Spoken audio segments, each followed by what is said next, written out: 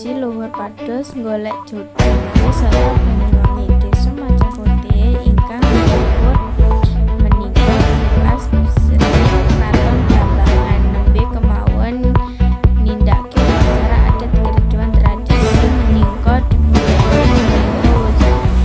wujud syukur dumateng Gusti ingkang Maha Kuwasa. Ugi menika sarana kagem para mujahidi padha nyuwun kanthi nengenake tata krama lan samita. Seni Ogogo Laksmana karambeke keriduan Majapahit Banyuwangi.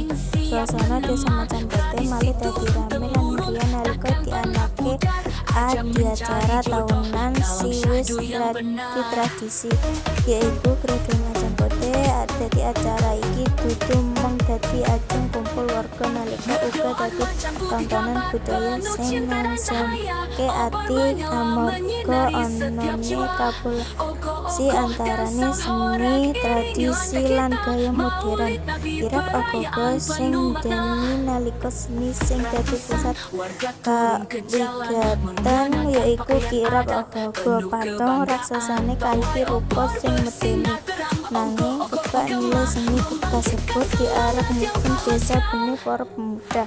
Ogogo iki dadi simbol kanggo ngresiki diri lan desa saka luhur unsur-unsur negatif utawa angsal warga kraton. Administrasi banget wiwit saka bocah cilik nganti wong tuwa kabeh njajal becek ngebaki pinggir dalan kanggo ndelok pira polahe para pengarep Ogogo sing obah kaya urip.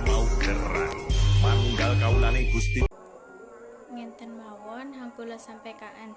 Kula Firdaus Rahma pamit ngundurke diri, matur nuwun.